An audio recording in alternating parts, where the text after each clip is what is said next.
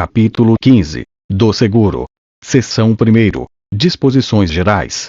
Artigo 757.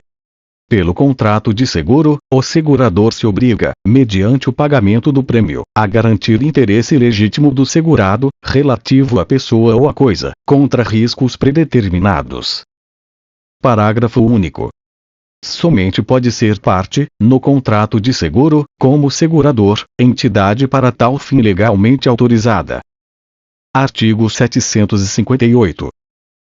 O contrato de seguro prova-se com a exibição da apólice ou do bilhete do seguro, e, na falta deles, por documento comprobatório do pagamento do respectivo prêmio. Artigo 759. A emissão da apólice deverá ser precedida de proposta escrita com a declaração dos elementos essenciais do interesse a ser garantido e do risco.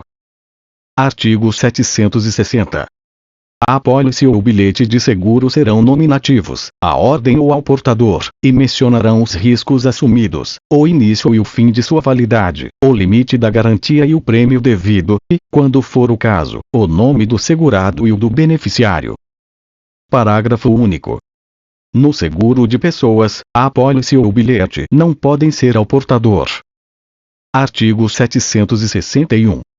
Quando o risco for assumido em co-seguro, a apólice indicará o segurador que administrará o contrato e representará os demais, para todos os seus efeitos. Artigo 762. Nulo será o contrato para garantia de risco proveniente de ato doloso do segurado, do beneficiário, ou de representante de um ou de outro. Artigo 763. Não terá direito à indenização o segurado que estiver em mora no pagamento do prêmio, se ocorrer o sinistro antes de sua purgação. Artigo 764. Salvo disposição especial, o fato de se não ter verificado o risco, em previsão do qual se faz o seguro, não exime o segurado de pagar o prêmio. Artigo 765. O segurado e o segurador são obrigados a guardar na conclusão e na execução do contrato, a mais estrita boa-fé e veracidade, tanto a respeito do objeto como das circunstâncias e declarações a ele concernentes. Artigo 766. Se o segurado, por si ou por seu representante, fizer declarações inexatas ou omitir circunstâncias que possam influir na aceitação da proposta ou na taxa do prêmio, perderá o direito à garantia, além de ficar obrigado ao prêmio vencido. Parágrafo único. Se a inexatidão ou omissão nas declarações não resultar de má-fé do segurado, o segurador terá direito a resolver o contrato, ou a cobrar, mesmo após o sinistro, a diferença do prêmio. Artigo 767. No seguro à conta de outrem, o segurador pode opor ao segurado quaisquer defesas que tenha contra o estipulante, por descumprimento das normas de conclusão do contrato, ou de pagamento do prêmio. Artigo 768. O segurado perderá o direito à garantia se agravar intencionalmente o risco objeto do contrato. Artigo 769. O segurado é obrigado a comunicar ao segurador, logo que saiba, todo incidente suscetível de agravar consideravelmente o risco coberto, sob pena de perder o direito à garantia, se provar que silenciou de má-fé. Parágrafo 1º. O segurador, desde que o faça nos 15 dias seguintes ao recebimento do aviso da agravação do risco sem culpa do segurado, poderá dar-lhe ciência, por escrito, de sua decisão de resolver o contrato. Parágrafo 2º. A resolução só será eficaz 30 dias após a notificação, devendo ser restituída pelo segurador a diferença do prêmio. Artigo 770. Salvo disposição em contrário, a diminuição do risco no curso do contrato não acarreta redução do prêmio estipulado. Mas, se a redução do risco for considerável, o segurado poderá exigir a revisão do prêmio, ou a resolução do contrato. Artigo 771. Sob pena de perder o direito à indenização, o segurado participará ao sinistro ao segurador, logo que o saiba, e tomará as providências imediatas para minorar-lhe as consequências. Parágrafo único. Correm à conta do segurador, até o limite fixado no contrato, as despesas de salvamento consequente ao sinistro.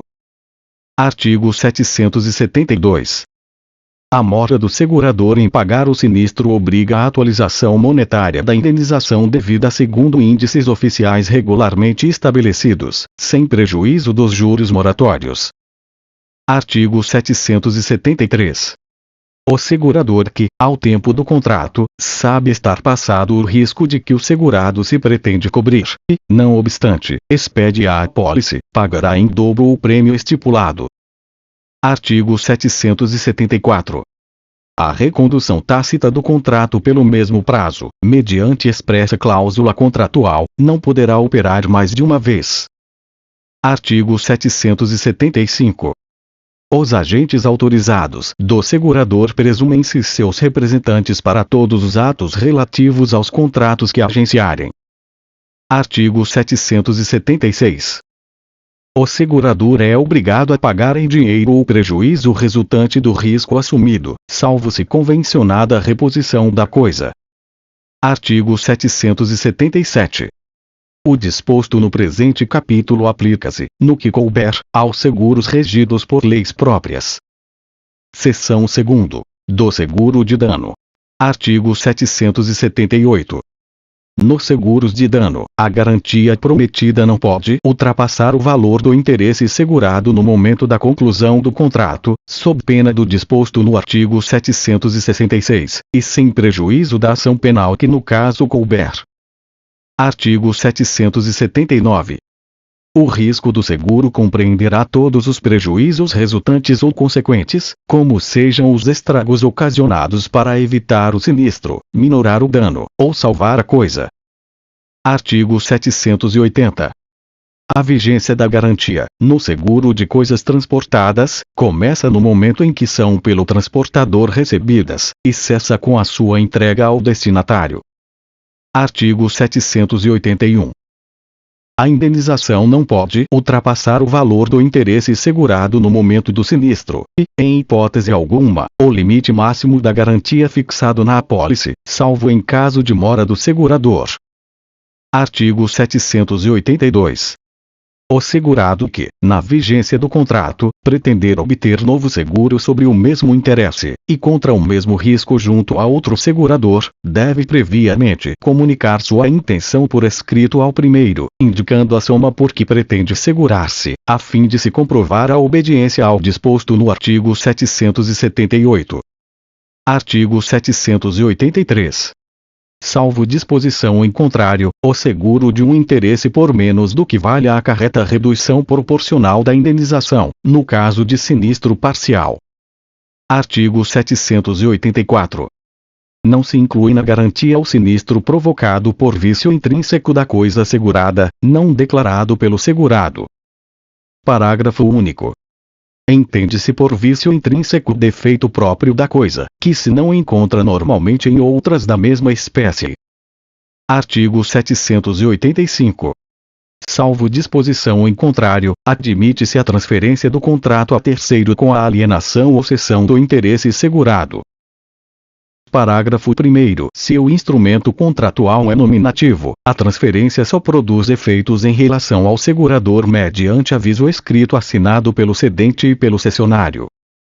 Parágrafo 2º. A apólice ou bilhete à ordem só se transfere por endosso em preto, datado e assinado pelo endossante e pelo endossatário. Artigo 786. Paga a indenização, o segurador subroga-se, nos limites do valor respectivo, nos direitos e ações que competirem ao segurado contra o autor do dano.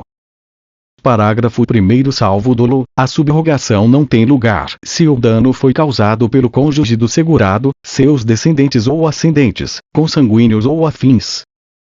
Parágrafo 2º. É ineficaz qualquer ato do segurado que diminua ou extinga, em prejuízo do segurador, os direitos a que se refere este artigo. Artigo 787. No seguro de responsabilidade civil, o segurador garante o pagamento de perdas e danos devidos pelo segurado a terceiro. Parágrafo 1º. Tão logo saiba o segurado das consequências de ato seu, suscetível de lhe acarretar a responsabilidade incluída na garantia, comunicará o fato ao segurador. Parágrafo 2º. É defeso ao segurado reconhecer sua responsabilidade ou confessar a ação, bem como transigir com o terceiro prejudicado, ou indenizá-lo diretamente, sem anuência expressa do segurador. Parágrafo 3º. Intentada a ação contra o segurado, dará a este ciência da lide ao segurador.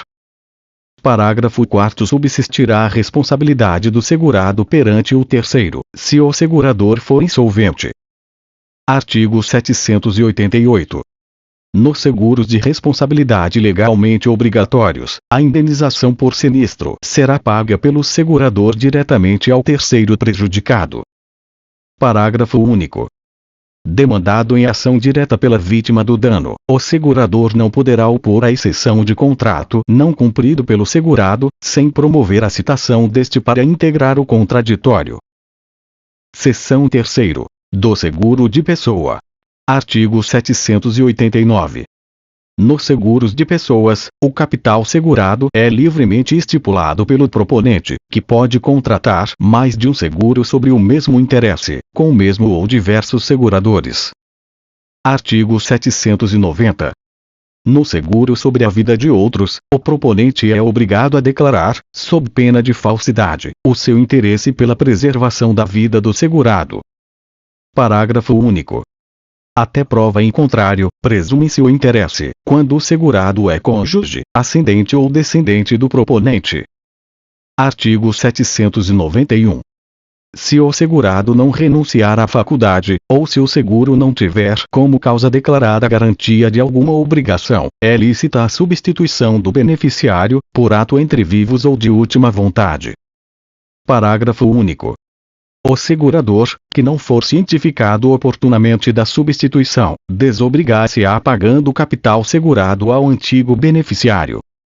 Artigo 792. Na falta de indicação da pessoa ou beneficiário, ou se por qualquer motivo não prevalecer a que for feita, o capital segurado será pago por metade ao cônjuge não separado judicialmente, e o restante aos herdeiros do segurado, obedecida a ordem da vocação hereditária. Parágrafo único. Na falta das pessoas indicadas neste artigo, serão beneficiários os que provarem que a morte do segurado os privou dos meios necessários à subsistência. Artigo 793. É válida a instituição do companheiro como beneficiário, se ao tempo do contrato o segurado era separado judicialmente, ou já se encontrava separado de fato. Artigo 794. No seguro de vida ou de acidentes pessoais para o caso de morte, o capital estipulado não está sujeito às dívidas do segurado, nem se considera herança para todos os efeitos de direito. Artigo 795. É nula, no seguro de pessoa, qualquer transação para pagamento reduzido do capital segurado. Artigo 796. O prêmio, no seguro de vida, será conveniado por prazo limitado, ou por toda a vida do segurado. Parágrafo único. Em qualquer hipótese, no seguro individual, o segurador não terá ação para cobrar o prêmio vencido, cuja falta de pagamento, nos prazos previstos, acarretará, conforme se estipular, a resolução do contrato, com a restituição da reserva já formada, ou a redução do capital garantido proporcionalmente ao prêmio pago. Artigo 797. No seguro de vida para o caso de morte, é lícito estipular-se um prazo de carência, durante o qual o segurador não responde pela ocorrência do sinistro. Parágrafo único. No caso deste artigo, o segurador é obrigado a devolver ao beneficiário o montante da reserva técnica já formada. Artigo 798. O beneficiário não tem direito ao capital estipulado quando o segurado se suicida nos primeiros 2 anos de vigência inicial do contrato, ou da sua recondução depois de suspenso, observado o disposto no parágrafo único do artigo antecedente. Parágrafo único. Ressalvada a hipótese prevista neste artigo, é nula a cláusula contratual que exclui o pagamento do capital por suicídio do segurado. Artigo 799. o segurador não pode eximir-se ao pagamento do seguro, ainda que da apólice conste a restrição, se a morte ou a incapacidade do segurado provier da utilização de meio de transporte mais arriscado, da prestação de serviço militar, da prática de esporte, ou de atos de humanidade em auxílio de outrem.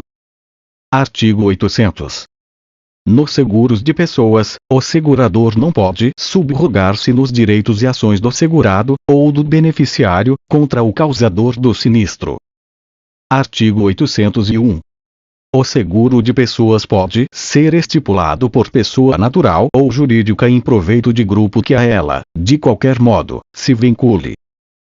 Parágrafo 1º. O estipulante não representa o segurador perante o grupo segurado, e é o único responsável, para com o segurador, pelo cumprimento de todas as obrigações contratuais. Parágrafo 2º. A modificação da apólice em vigor dependerá da anuência expressa de segurados, que representem 3/4 do grupo. Artigo 802.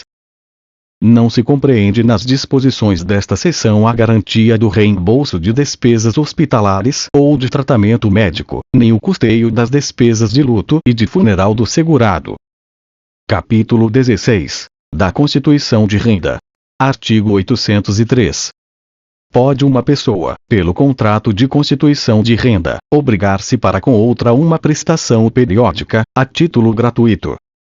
Artigo 804. O contrato pode ser também a título oneroso, entregando-se bens móveis ou imóveis à pessoa que se obriga a satisfazer as prestações a favor do credor ou de terceiros. Artigo 805. Sendo o contrato a título oneroso, pode o credor, ao contratar, exigir que o rendeiro lhe preste garantia real, ou fidejussória. Artigo 806. O contrato de constituição de renda será feito a prazo certo, ou por vida, podendo ultrapassar a vida do devedor mas não a do credor, seja ele o contratante, seja terceiro. Artigo 807. O contrato de constituição de renda requer escritura pública. Artigo 808. É nula a constituição de renda em favor de pessoa já falecida, ou que, nos 30 dias seguintes, vier a falecer de moléstia a que já sofria, quando foi celebrado o contrato. Artigo 809. Os bens dados em compensação da renda caem, desde a tradição, no domínio da pessoa que por aquela se obrigou. Artigo 810. Se o rendeiro, ou censuário, deixar de cumprir a obrigação estipulada, poderá o credor da renda acioná-lo, tanto para que lhe pague as prestações atrasadas como para que lhe dê garantias das futuras, sob pena de rescisão do contrato. Artigo 811. O credor adquire o direito à renda dia a dia, se a prestação não houver de ser paga adiantada, no começo de cada um dos períodos prefixos. Artigo 812. Quando a renda for constituída em benefício de duas ou mais pessoas, sem determinação da parte de cada uma, entende-se que os seus direitos são iguais, e, salvo estipulação diversa, não adquirirão os sobrevivos direito à parte dos que morrerem. Artigo 813. A renda é constituída por título gratuito pode, por ato do instituidor, ficar isenta de todas as execuções pendentes e futuras. Parágrafo único. A isenção prevista neste artigo prevalece de pleno direito em favor dos montepios e pensões alimentícias. Capítulo inciso 17. Do jogo e da aposta. Artigo 814. As dívidas de jogo ou de aposta não obrigam a pagamento, mas não se pode recobrar a quantia que voluntariamente se pagou, salvo se foi ganha por dolo, ou se o perdente é menor ou interdito. Parágrafo 1º. Estende-se esta disposição a qualquer contrato que encubra ou envolva reconhecimento, novação ou fiança de dívida de jogo, mas a nulidade resultante não pode ser oposta ao terceiro de boa-fé. Parágrafo 2º. Preceito contido neste artigo tem aplicação, ainda que se trate de jogo não proibido, só se excetuando os jogos e apostas legalmente permitidos. Parágrafo 3º. Excetuam-se, igualmente, os prêmios oferecidos ou prometidos para o vencedor em competição de natureza esportiva, intelectual ou artística, desde que os interessados se submetam às prescrições legais e regulamentares. Artigo 815. Não se pode exigir reembolso do que se emprestou para jogo ou aposta, no ato de apostar ou jogar. Artigo 816. As disposições dos artigos 814 e 815 não se aplicam aos contratos sobre títulos de bolsa, mercadorias ou valores, em que se estipulem a liquidação exclusivamente pela diferença entre o preço ajustado e a cotação que eles tiverem no vencimento do ajuste. Artigo 817. O sorteio para dirimir questões ou dividir coisas comuns considera-se sistema de partilha ou processo de transação, conforme o caso.